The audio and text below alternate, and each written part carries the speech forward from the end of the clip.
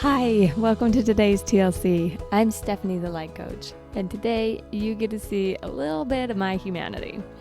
Have you ever watched a movie where a particular scene totally resonates with a moment in your life? This happened for me recently with Encanto. There's a bunch of family drama going on in that movie that, I related to with my teenage years. Well, the other night, my husband and I let our 4 boys pick the movie we were going to watch, and they picked Night at the Museum: Battle of the Smithsonian. Now, if you haven't seen this, I'm not going to tell you the backstory, but there's this one particular scene that has left me laughing both at the actor and at myself for the past 2 weeks. In this scene, a centuries-old Egyptian pharaoh comes back to life and thinks that he's in charge. He's really made out of wax and has zero power to control anything, but he definitely doesn't realize it. You have to remember that a pharaoh in his time would have been in charge of everything.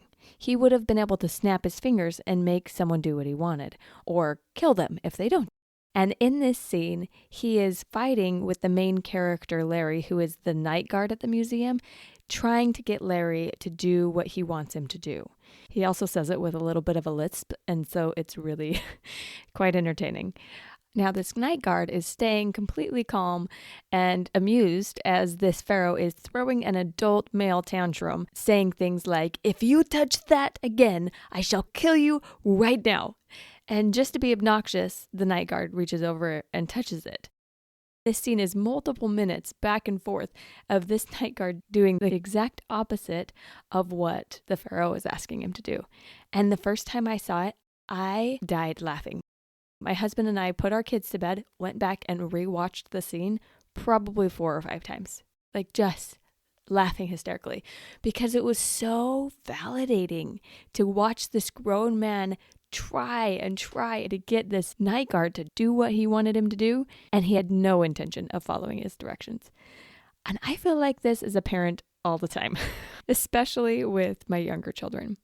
Just yesterday, my 5-year-old was doing absolutely everything the exact opposite of what I asked him to do.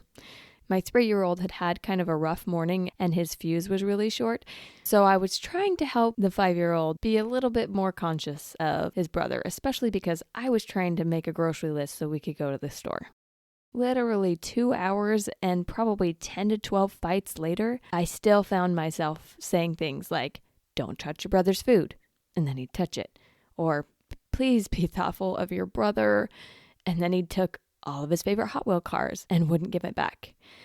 The straw that broke the camel's back for me was when I had finally finished my list and we were getting into the car at 11 o'clock instead of the 9:30 time I had hoped. And I overheard my 3-year-old melting down on the floor saying, "No, it's a C." And my 5-year-old saying, "No, your name starts with a K." And the 3-year-old wailing, "It's a C. I start C, not a K." They were arguing over what letter his name started with. And the 3-year-old was right. The 5-year-old was just poking the bear over and over and over again. That was the moment where I had had enough. I looked at my 5-year-old son with eyes that could kill and said, "Do not speak again. I do not want to hear your voice until we are both in the car." And in that moment, I saw a flash of the scene of Pharaoh throwing an adult tantrum, trying to get Larry to do what he wants him to do. I burst into laughter. I could not stop laughing at how ridiculous I was being. For the past 2 hours, I had been saying lines almost word for word from what the pharaoh said. "If you touch that again, this is a no-touch zone. If you speak again, I can see you're getting ready for it. I will give you precisely 5 seconds. Now, those were the words of the pharaoh in this movie, but my own version of it was eerily similar to what this pharaoh would say. I had laughed so hard at the ridiculousness of this pharaoh in this movie. So why do I show up that way? Why do any of us show up in a way that seems ridiculous when we watch somebody else do it, but then we do something similar?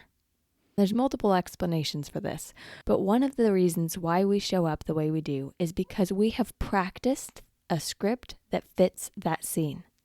Just like this actor had practiced over and over and over again the script of what to do when he's arguing with the night guard, we practice scripts in our own lives.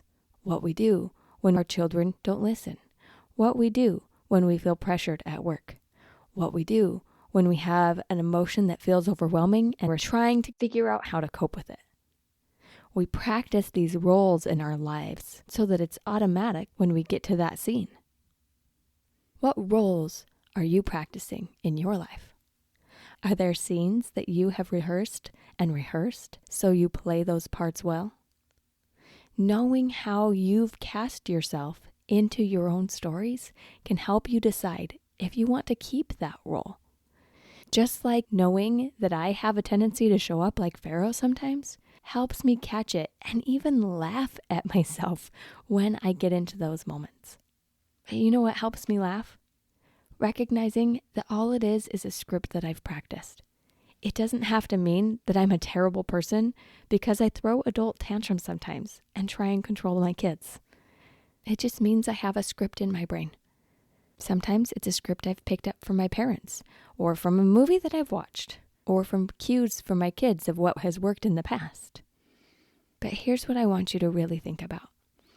What roles are authentic to the light inside of you? When I really think about who I am and my core, what type of person I want to be, Pharaoh isn't there. Pharaoh is just a coping mechanism when I feel overwhelmed. It's not truly who I am. Remembering that can help recenter me and guide my next steps. And that's what happened when I realized what I was doing with my son. I laughed at myself a lot actually. I shared it with my husband and I was crying. I was laughing so hard at how ridiculous it all was. But then I had space to see what I truly wanted in that situation. Yes, I wanted to get my grocery list done and I wanted to get to the store. But I wanted to be a loving and encouraging mother along the way. What characters do you show up as? I once had a client who told me that the critic in her mind showed up like Mushu from Mulan because she was always trying to please her ancestors. Knowing this helped empower her to recognize when that Mushu type voice came to her mind, she didn't want it to be in charge. She didn't want that script to keep playing. So I helped her learn how to acknowledge that script and then rewrite a new one. Rewriting new scripts requires us to know what we want the scene to look like. Purposely visualizing a successful scene will help you rewrite your script.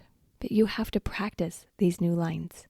I am 100% sure that the scene with my sons will come up in the near future. But now that I'm on to myself, when the tension starts to build between them and I want to tap into that Pharaoh voice, I have a different option. I can train my brain to use that as a trigger to remember a different script.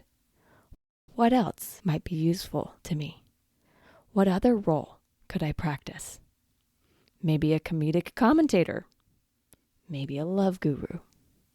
Or maybe it's just a memory of a time when I have connected with my children through the frustration instead of reacted and controlled. Taking a moment to visualize what success would look like gives my brain a script for the next time I come across a similar scene. The more curious that you get about these different roles in your life, the more you'll see them, especially if you're watching for them with curiosity instead of judgment. I've seen patterns of how I show up when I feel anxious, like a skittish animal that's trying to stay alive. That's one of my personas. I've actually named that role and befriended him. He's a little lizard named Frankie. And when I feel like Frankie's trying to take over my brain, I literally have a conversation with him. It's all right, Frankie. I can see that you think that we need to be worried about what other people think of us, but it's totally fine. I'm choosing to do this because this feels right to me, and it's okay if not everybody loves it. The role that I play instead is like a loving zookeeper that takes care of my little lizard. I don't have to fight it. I don't have to be angry or judgmental that that's part of what my brain wants to do. but I'm proactively responding to it in a way that's more loving and supportive for what I truly want to create in my life. How can you make friends with your pharaohs, your Frankies, your voice inside that is easy to judge, your voice that shows up in a way that kind of feels frustrating for you at times? What if instead you created a relationship with that voice and practiced a different role? You don't have to take on those lines, but you also don't have to fight them. You get to edit the script of your life. You are the author. How do you want to choose to write your story? Now, this is not an invitation to avoid responsibility because this other persona showed up and it's Pharaoh's fault that I was trying to control my kids.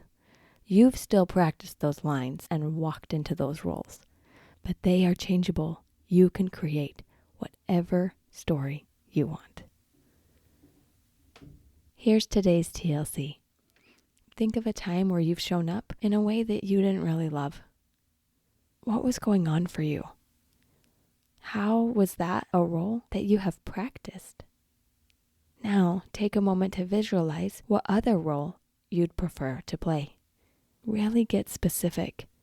Close your eyes and visually think of details of you successfully leaning into that new role.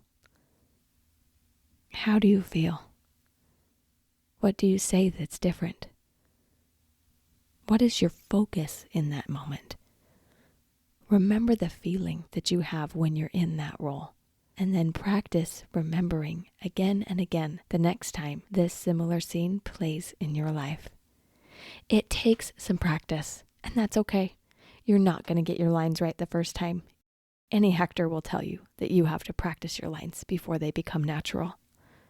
You can edit your mental script. You are in charge of what you practice. Let's practice on purpose.